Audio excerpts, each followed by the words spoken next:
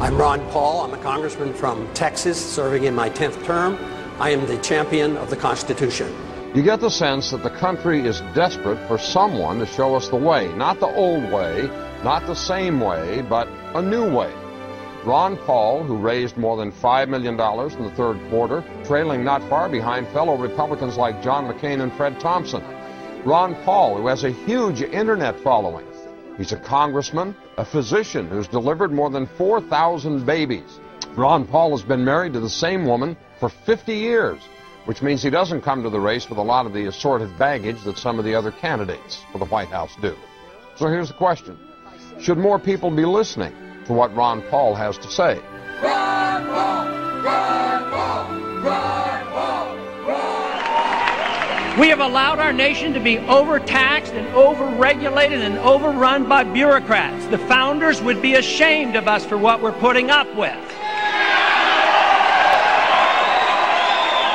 Matter of fact, if you look at every single problem we're facing today, it's because of the lack of respect for the rule of law and the Constitution. The right guy is the guy who's anti-government, anti-war, pro-personal liberty, pro-economic freedom. Vote for him, whatever party he is. And if you have to change parties to vote, that's like 5 clicks on the internet. It's not complicated. If you really want to have a choice between a real revolutionary candidate and someone out of the machine, well, this can happen. Ron Paul brings together people of all races, all socioeconomic backgrounds, all political affiliations, because freedom is truth and truth is power, and we can live and be free in this country if we believe we can.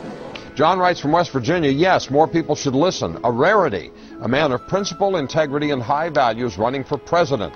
Exactly what America needs in this day and age. If you were president, would you work to phase out the IRS? Immediately. That's what they call a softball. And you can only do that if you change our ideas about what the role of government ought to be.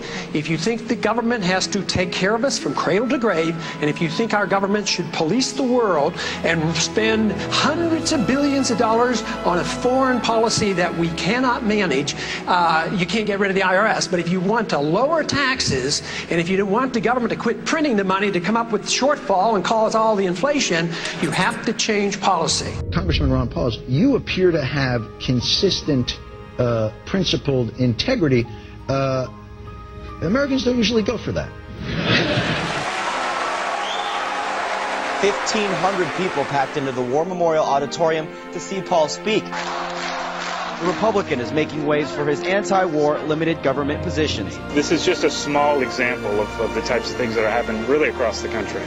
Why are you resonating with people out there? Is it because of your opposition to the war in Iraq? I think that's part of it. I think the message obviously is popular enough. They say, yes, we like the ideas of freedom, the Constitution, limited government, less taxes. But I think the other part is people are worried, more so than I think the politicians on the Hill understand.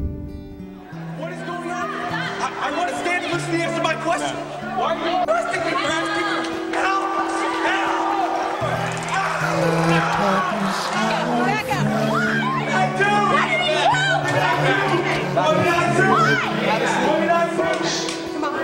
Because a vision softly creeping left its seeds while I was sleeping, and the vision that was planted in my brain still remains. Congressman Paul, I believe you are the only man on the stage who opposes the war in Iraq.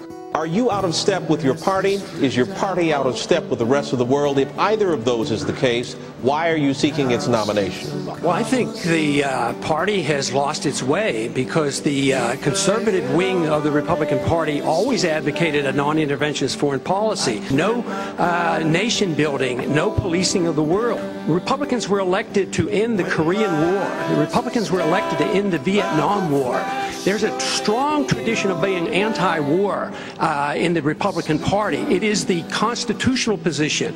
It is the advice of the founders to follow a non-interventionist foreign policy. Stay out of entangling alliances. Be friends with countries. Negotiate and talk with them and trade with them. Our foreign policy has what the CIA calls blowback. It has unintended consequences. You can go back to 1953 when we put the Shah into power, or us supporting Osama bin Laden and radicalizing the Islamics to go after the Soviets, and that comes back as blowback. Peace is a powerful message, especially after the war has been going on and the people wake up and realize how many people die and how much it costs. Logic tells us that we can make a better world in a much easier way than causing wars. You just never heard this logic from someone who's actually going to run the country.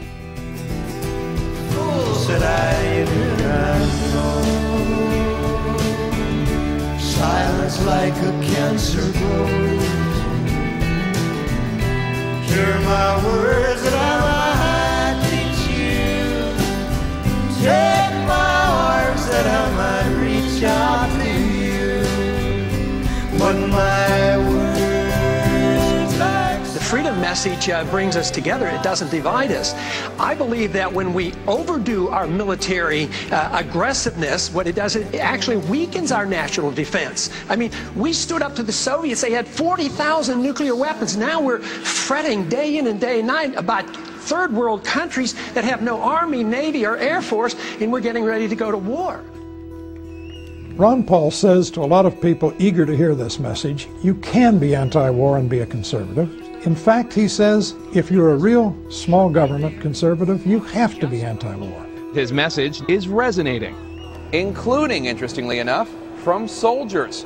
According to one study, Congressman Paul received more campaign cash from members of the military than did any other Republican presidential candidate.